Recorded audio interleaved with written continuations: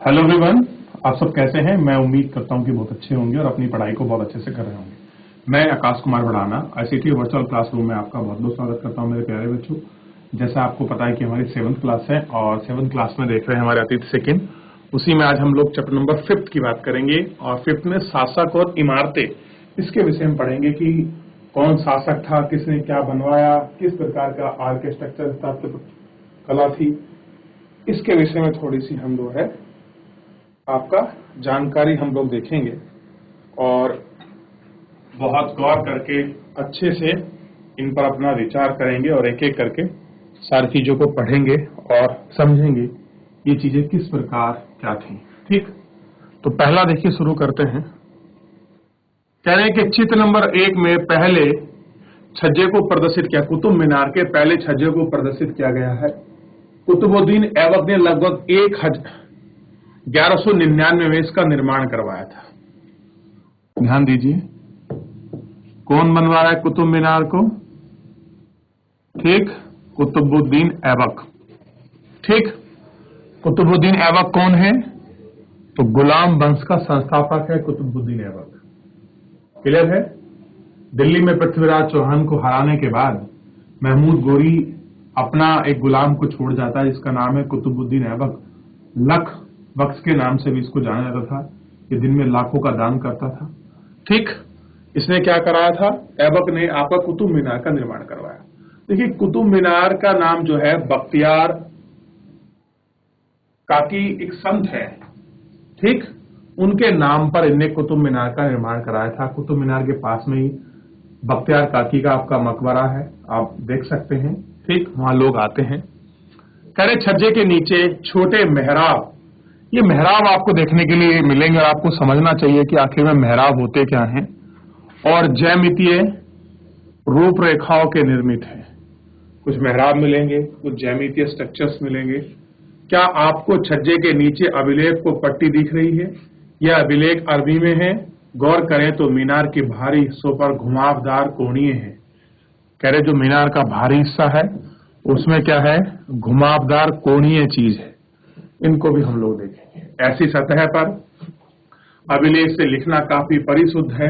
आवश्यकता होती है सर्वाधिक योग्य कारीगर है, संपन्न कर सकते हैं। याद रखें कि 800 वर्ष पूर्व केवल कुछ ऐसी इमारतें ईंट से बनाई थी।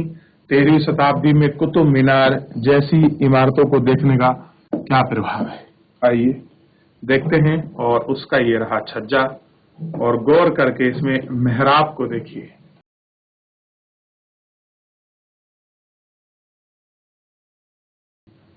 देखिए, ये गुम्बद अलग है, ये देखिए ये स्ट्रक्चर आकृति अलग है, ये स्ट्रक्चर आकृति को देखिए बिल्कुल स्पष्ट दिखाई देगी। ये ज्यामिति का तो फार्मूला लगा हुआ है, देखिए ट्रायंगल सर। आप इनको देखेंगे तो बहुत स्पष्ट रूप से आपको दिखाई देगी कुतुब मीनार। ये इमेज है, एक ऊपर का छज्जा है। कभी मौका मिले तो वास्तविक रूप में दिल्ली को जाना और दिल्ली को भ्रमण करके आना। दिल्ली है कैसी बात? क्या हम जिस दिल्ली को समझते हैं कि ये वही दिल्ली है या कोई और दिल्ली है? एक वास्तव में एक बार आपको जाकर इन सब चीजों को देखना चाहिए।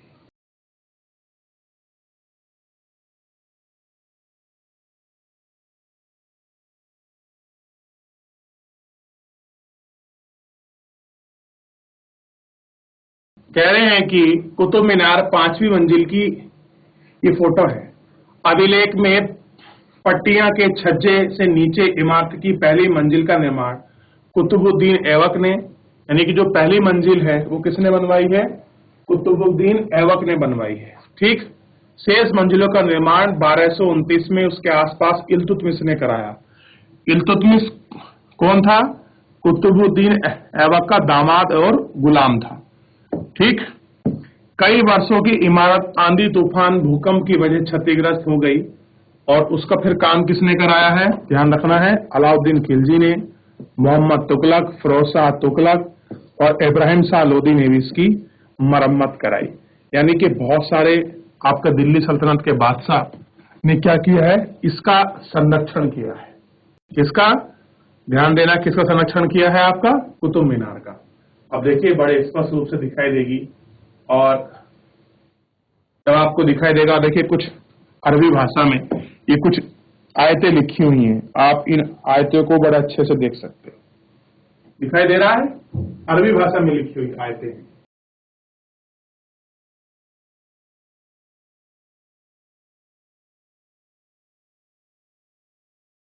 आठवीं और 18वीं सदी के बीच राजा और उनके अधिकारी ने दो तरह की इमारतों का निर्माण कराया।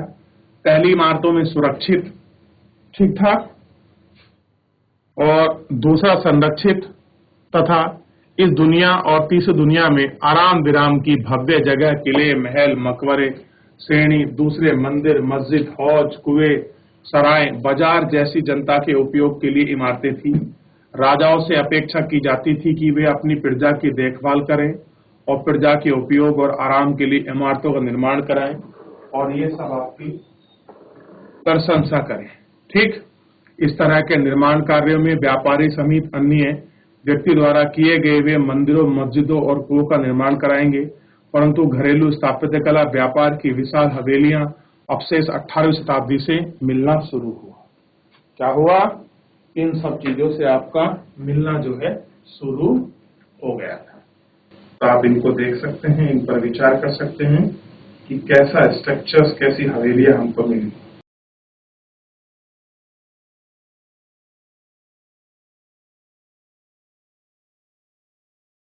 देखा आपने कि कहां पर हवेलियां हैं, कहां पर क्या चीजें हैं, किस तरह का स्ट्रक्चर्स है।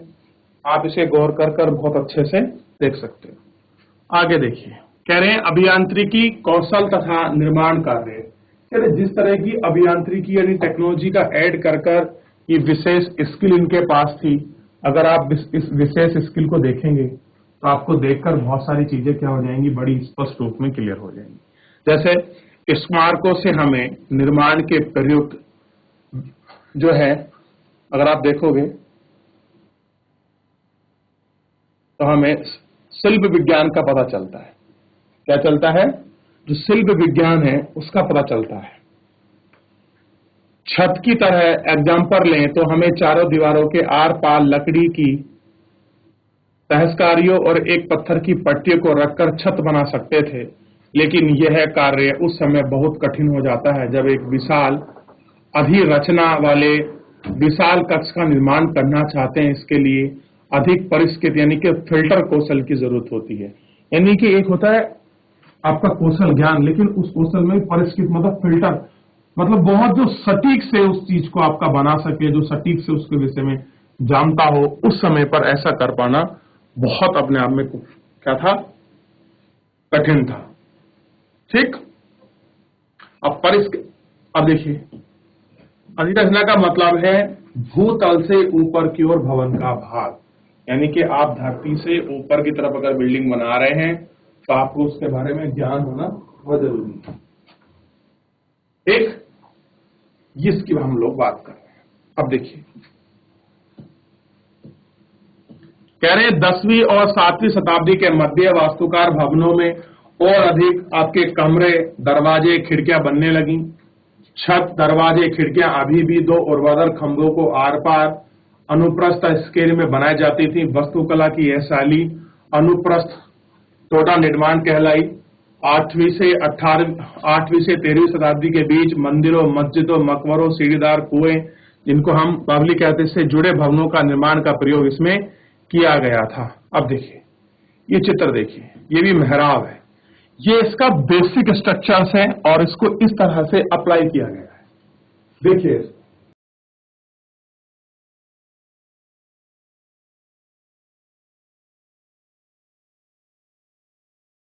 चित्र 2 क्या, दिल्ली की कुतुबुल अल इस्लाम मस्जिद का हिस्सा है, 12वीं शताब्दी में बना था। मेहराब के निर्माण में अनुप्रस्थ टोडा तकनीकी का प्रयोग था। अब ये क्या है? ये आपका मेहराब है, और मेहराब में कौन सी तकनीकी है? अनुप्रस्थ टोडा तकनीकी। अब आपको पता होना चाहिए कि मेहराब क्या है, किसको मेहराब कहेंगे।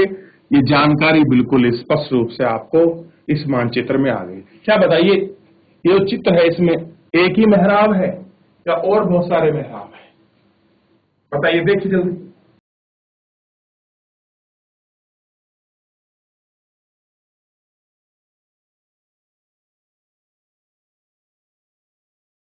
अब देखिए 11वीं शताब्दी के प्रारंभ में शिव की स्थिति में बनाया गया कदरिया महादेव मंदिर का निर्माण चंदेल राजा दंगदेव द्वारा 1999 में है। चित्र 6 में मंदिर की योजना है। अलंकरण द्वारा इसके प्रवेश भाग, मुख्य भाग, महामंडप जहां नृत्य का आयोजन होता था तक पहुंचा जाता है। इसमें देवता की मूर्ति जिसको हम गर्भगृह में रखी जाती थी, मंदिर अनुष्ठान की जगह संपन्न होते थे।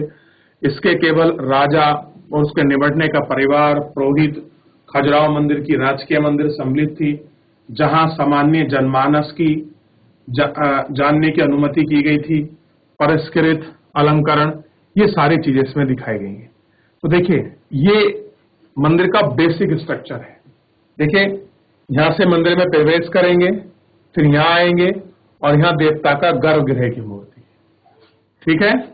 देखिए ये मंदिर को पूरा इसमें दिखाया गया है, बनाया गया। सोचिए कितना अद्भुत अलौकिक मंदिर है, किस तरह की इसकी स्थापत्य कला है, किस तरह का इसका डिजाइन है, क्या ये अपने आप में अद्भुत नहीं है? देखिए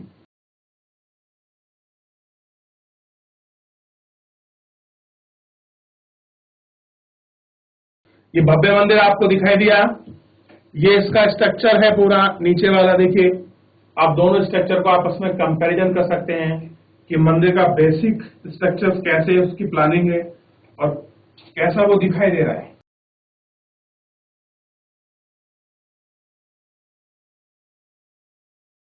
कह रहे चित्र 4 में तंजौर के राजेश्वरी मंदिर की शिखा से उस समय मंदिर के सबसे ऊंचे थे। इसके निर्माण कार्य आसान नहीं था क्योंकि उन दिनों कोई क्रेन नहीं थी।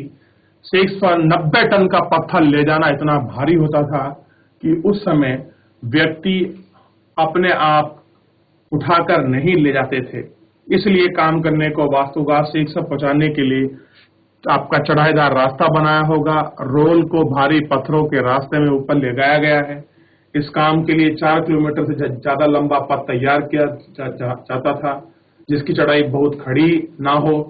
मंदिर बनाए जाने के लिए इसे गिराया जाता था। बाद में इस क्षेत्र में लोग मंदिर निर्माण का अनुभव काफी लंबे समय तक यादगार। आज भी इसके पास एक गांव में चारों रूपम है, जिसका शाब्दिक अर्थ है चढ़ाईदार रास्ते का गांव।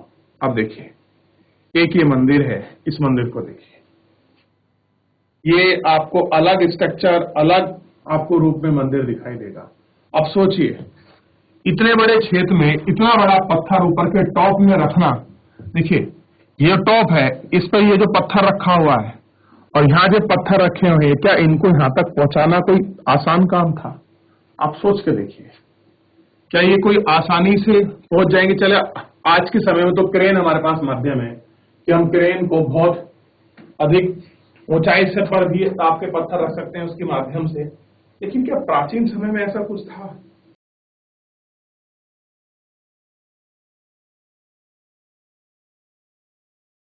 आगे बढ़े। अब देखिए कह रहे हैं कि 12वीं शताब्दी में दो प्रौद्योगिकी यानी कि दो टेक्नोलॉजी शैली संबंधी आपको परिवर्तन लगेगा, और दूसरा दरवाजे और खिड़की की जो ऊपर की संरचना है उसमें आपको चेंजेस दिखाई देंगे। अब देखिए ये मेहराब है विशुद्ध, और एक मेहराब आपने अभी पहले देखा था। उस मेहराब में कैसे दिखाई दे रहा था? कुछ इस प्रकार से। देखिए मैं दिखाता हूं वापस मेहराब। कहां देखा था हमने एक मेहराब? ये देखिए ये कैसा था? ये मेहराब इस प्रकार का सा था, ठीक, ये टोडानुप्रस्थ था। और अब अगर आप इसको देखेंगे तो ये मेहराब आपको दिखाई देगा। देखिए दोनों का अंतर बड़े स्पष्ट रूप से आप इसमें बहुत अच्छे से कर सकते हैं, ठीक है।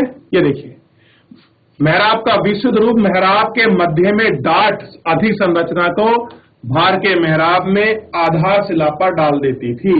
अब आप देखिए मेहराब का विशुद्ध अलाई दरवाजा 14वीं शताब्दी में कुतुबुल उल इस्लाम मस्जिद में बना हुआ है। अब आप देख सकते हैं ये वाला स्ट्रक्चर डाट का यहां कैसे इसको प्रयोग किया हुआ है, देख लीजिए इसको। तो आपको आज बेसिकली मंदिर, मस्जिद, दरवाजों, खिड़कियों में जो स्थापत्य कला थी इस समय में, जो टेक्निक थी, वो आपको पूरी समझ आने वाली है।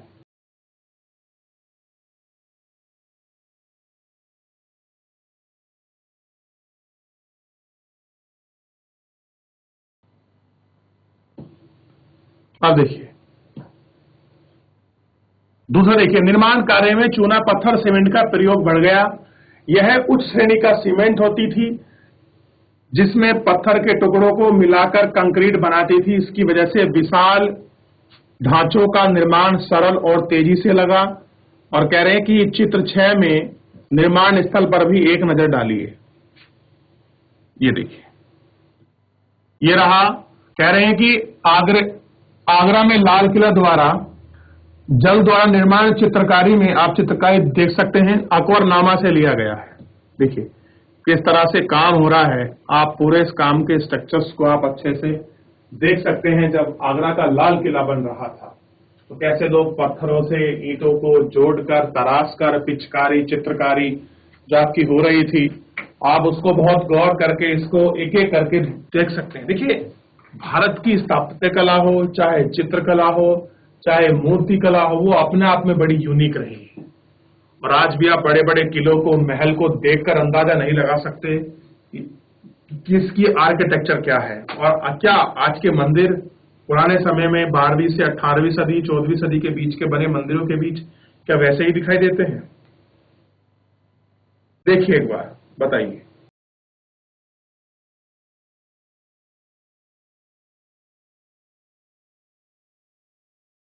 तो मेहराब के स्ट्रक्चर्स को आपने पूरा बहुत अच्छे से देख लिया, सारे को बात कर लिया। आप देखिए एक बार पुनः देख लीजिए, ये यहाँ आपके पत्थर लग रहे हैं, पेड़ है, पूरी तरह से। अच्छा एक चीज जानकारी मैं बता दूं, दिल्ली के लाल किले से आगरा का लाल किला ज्यादा बड़ा है। अगर आप उसको देखोगे तो आपको दिल्ली का लाल किला है, वो आगरा का ये लाल किले जो किला है वो बड़ा है तुलनात्मक रूप से दिल्ली के लाल किले का। अब आपके लिए क्वेश्चन है कि दिल्ली का लाल किला किसने बनाया था और आगरा का लाल किला किसने बनाया था, ये आपको ढूंढना है और ये आपके लिए प्रश्न है। ठीक, आप इसको ढूंढिए, निकालिए, खोज करिए। नहीं होगा फिर मैं आपको बता दूंगा अगले लेक्चर में। देखिए कह रहे मंदिर, मस्जिदों और फौज का निर्माण। मंदिर मस्जिद का निर्माण बहुत सुंदर तरीके से किया जाता था क्योंकि उपासना के स्थल थे। उपासना मतलब जहां पर आपकी पूजा हो रही है, चाहे मंदिर हो चाहे मस्जिद हो, उनको बड़े ध्यान से चीजों को, आर्किटेक्चर बहुत अच्छे से उनको यूज करते थे। ठीक, वे अपने संरक्षकों की शक्ति, धन, भव्यता, शक्ति भाव का प्रदर्शन करते थे। उदाहरण के लिए राजेश्वरी मंदिर को लिया जा सकता है। एक अभिलेख में इस बात का संकेत मिलता है कि इस मंदिर का निर्माण राजदेव ने अपने देवता राजेश्वरम की उपासना के लिए किया था। ध्यान रखिए कि राजा और उसके देवता का नाम काफी मिलते जुलते हैं। राजा ने इस तरह का नाम इसलिए रखा क्योंकि यह नाम मंगलकारी था और राजा स्वयं को ईश्वर रूप में दिखाना चाहता था। और धार्मिक अनुष्ठान के जरिए मंदिर में एक देवता राजा राजदेव, दूसरा देवता राजेश्वरम का सम्मान करता था।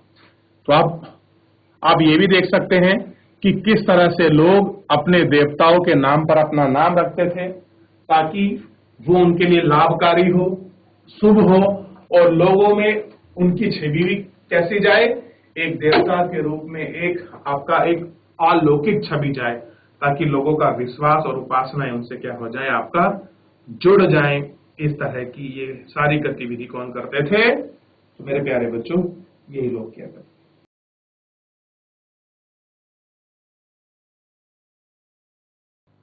देखिए कह रहे हैं कि सभी विशालतम मंदिरों का निर्माण राजाओं ने करवाया था। मंदिर अनेक लघु देवता, शासकों के सहयोगी, अधीनस्थों के देवी देवता थे। यह मंदिर शासक और उसकी सहयोगी द्वारा सशक्ति विश्व का एक लघु रूप था। जिस तरह से वे राजकीय मंदिरों में इकट्ठा होकर अपने देवताओं की उपासना करते थे, ऐसा प्रतीत होता है कि मानो देवताओं में न्यायप्रिय शासन आपका पृथ्वी पर ले आया है। मुसलमान सुल्तान और बादशाह स्वयं को भगवान के अवतार होने का दावा नहीं करते थे, किंतु फारसी इतिहासकार में सुल्तान का वर्णन अल्लाह की परछाई के रूप में हुआ है। हिंदुओं में क्या रहा है कि अवतारवाद को देखा गया है। क्या रहा है? भगवान में अवतारवाद का, जबकि मुसलमान ने क्या कहा है? अल्लाह की परछाई के रूप में। दिल्ली की एक मस्जिद के अभिलेख से पता चलता है कि अलाउद्दीन को शासक इसलिए चुना गया क्योंकि उसमें अतीत के महान विधिकर्ता मूसा और सुलेमान कैसा है? मूसा और सुलेमान की विशिष्टताएं मौजूद थी। सबसे महान विधिकर्ता और वास्तुकर्ता अल्लाह स्वयं था। उसने अव्यवस्था को दूर करके विश्व का सर्जन का मतलब होता निर्माण और एक व्यवस्था और संतुलन कायम किया। इसलिए उसको क्या बनाया गया था, आप देखेंगे सुल्तान बनाया गया था। अब कह रहे हैं कि अपनी नई राजधानी शाहजहानाबाद में शाहजहां द्वारा बनाई गई जामा मस्जिद की योजना है। देखिए जामा मस्जिद का कितना बढ़िया फोटो है और कैसी उसकी आर्किटेक्चर आपको दिखाई है, कैसे प्रवेश द्वार, कैसे उसकी एंट्री, सारी चीज इसमें मिली हैं। आप इनको एक बार गौर करके बहुत अच्छे से देख लीजिए, पढ़ लीजिए, ऐसा आपको कहीं और नहीं मिलेगा। देखिए आप इसे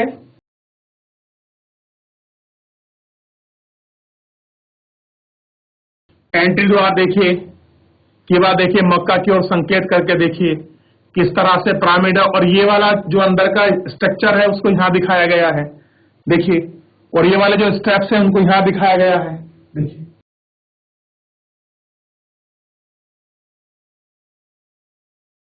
आगे बढ़ते हैं और गौर करके और बहुत सारी चीजों को हम इसमें देख लेते हैं। मेरे प्यारे बच्चों देख लिया,